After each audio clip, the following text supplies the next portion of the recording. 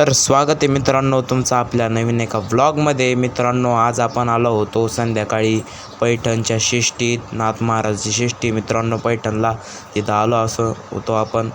आणि आता आपण रात्रीचं चाललो आहे डॅमवर, तुम्हाला दाखवतो मित्रांनो। दिवसात तुम्ही पण पाहिला असेल डॅम, पण रात्री कसं दिसतो ते तुम्हाला दाखवतो आज। इथं वरती तर आलो आहे मित्रांनो आपण आता, बघा इथं रात्री कोणीच नाही आहे। समर्थ आम्ही चाललोय वरती, हा माझा मित्र समर्थ चालला आता आम्ही वरती, बघू रात्रीचं कसं दिसतोय डॅम।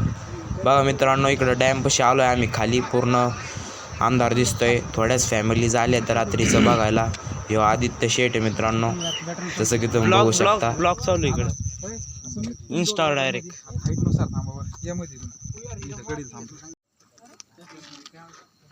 तितक्यात मित्रांनो इकडं फोटो सेशन चालू झालं, इकडं फोटो काढणं चालू होते। यश महाराज इकडं आमच्यासोबत आला होता। मित्रांनो आपण मंदिरातून दर्शन घेऊन आलो आणि इकडं राईड पाहायला आलोय मित्रांनो। बसायचं का नाही आपण ठरवूच, आणि तुम्ही पण कमेंटमध्ये सांगा तुम्ही कधी अशी राईड मध्ये बसले आहात का नाही। बघू आपण आता राईड।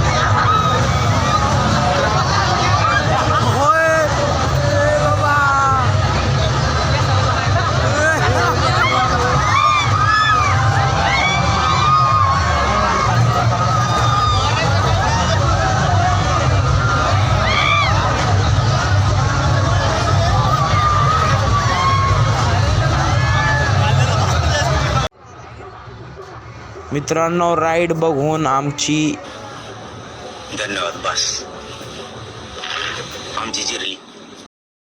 ऐकलं मित्रांनो तुम्ही आता काय झालं। ह्यो भोपाळ आम्ही द मौत का कुआ पाहायला आलेलो आहे। चला भाई चला, अंदर का खेल चालू करा, अंदर का चलिए भाव देखना जिनको टिकट दिया। थोड्याच वेळात मित्रांनो सुरू होत आहे मौत का खेल इथं, तर आपण वाट बघून लगेच दाखवू तुम्हाला कसा आहे मौत का खेल।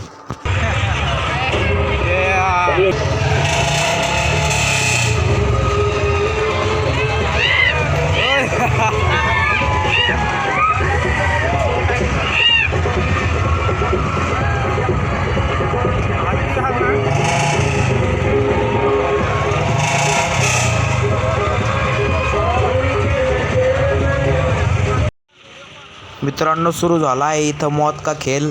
आता मी काही बोलू शकणार नाही, तुम्ही बघून घ्या कसा आहे मौत का खेल।